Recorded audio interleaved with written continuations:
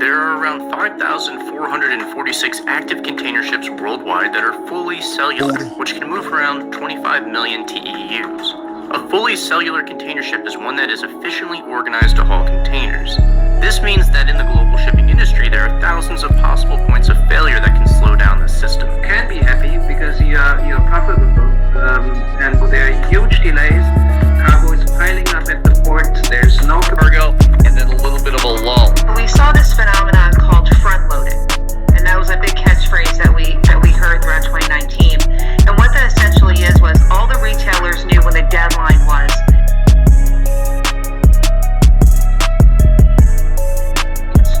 And during this surge in demand, a critical canal was paralyzed, creating a cascade of delays in container delivery. And so what happens is you have what's called the sail effect. So the higher that you go, if you have a big wind gust, it can physically move the vessel. And because the Ever Given was so large, it's not like when you're in your car and you turn the wheel and you immediately can go left or right. It takes a few minutes for a vessel to react to the way that you're moving.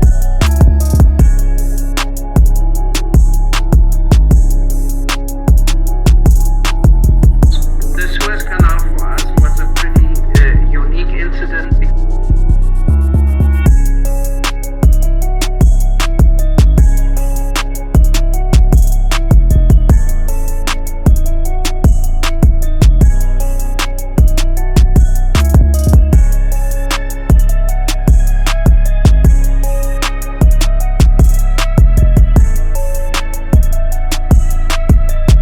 Fewer workers mean slower loading and unloading of ships. Those on ships have to worry about crew members becoming infected with COVID-19, which has led to ships being quarantined numerous times in the last year.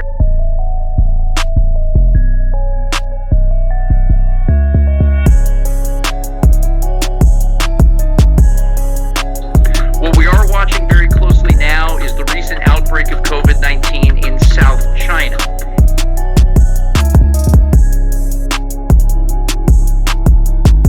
Vessels that come here to Los Angeles begin in South China's region.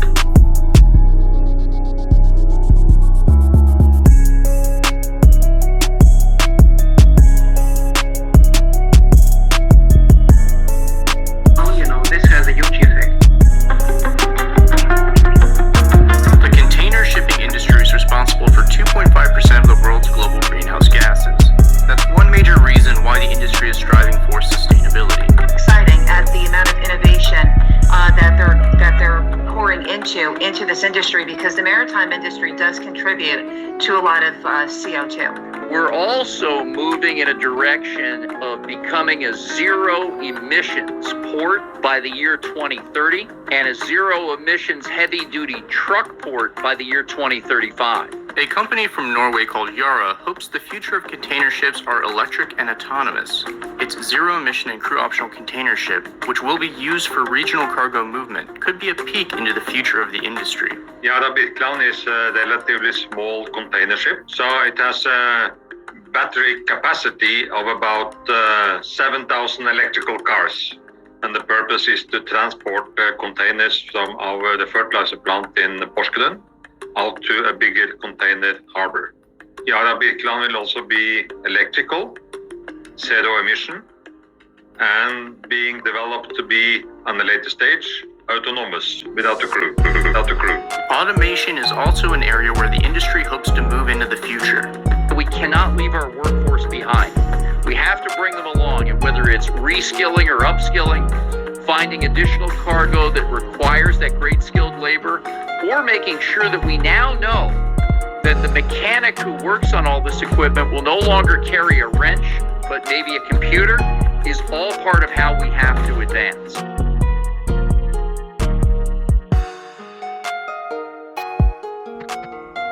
Weaponizing cargo ships. These came out from a search.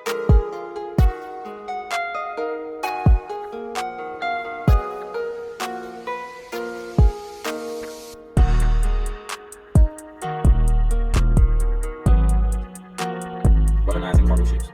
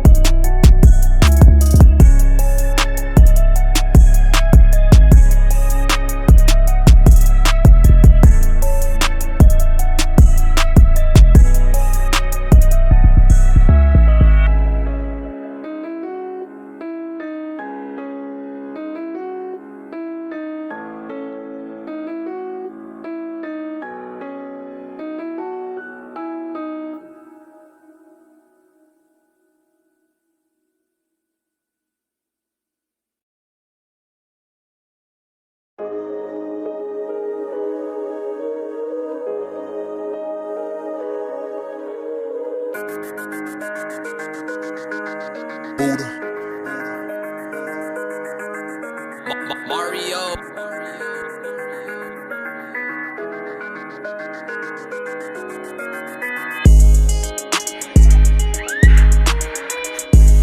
The U.S. Navy ship defense missile just got deadly. Purpose-launched missiles or drone aircraft.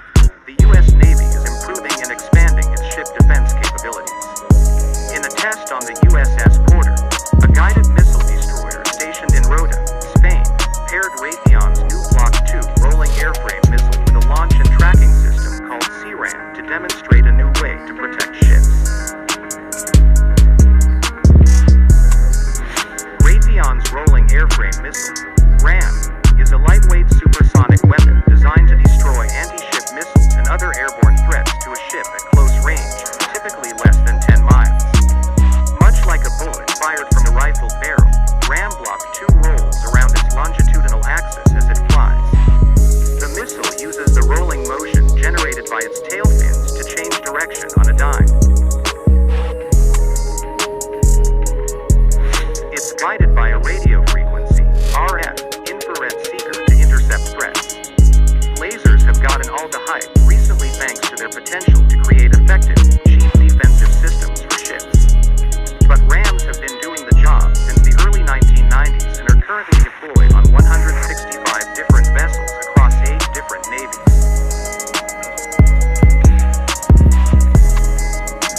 They form part of a 3-layered ring of close-in defense for certain U.S. Navy ships.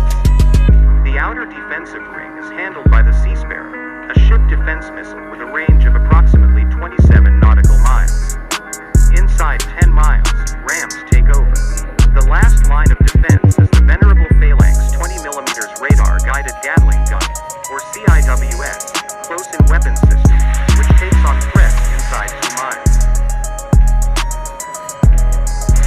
As advanced targets are coming in closer and maneuvering much faster, we need the performance in the RAM Block II to be able to engage them, says Alan Davis, Raytheon's director of short-range defense systems. The new RAM Block II has a more powerful rocket motor and improved control surfaces, which make it faster and more maneuverable than its predecessor. Davis says the added power not only makes the RAM Block II faster, but also allows the missile to maintain its speed during energy-sapping high G burns needed to intercept targets.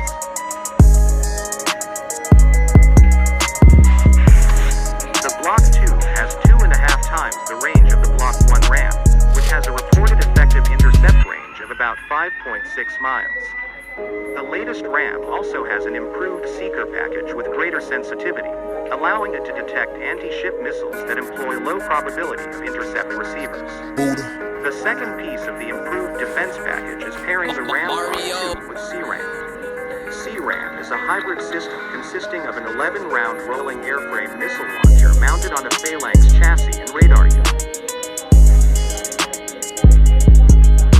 The combined Gatling gun RAM launcher unit uses the Phalanx high-resolution radar for initial tracking and fire control. The March test on the Porter marked the first time that the Block II RAM and CRAM have been integrated on a U.S. Navy destroyer.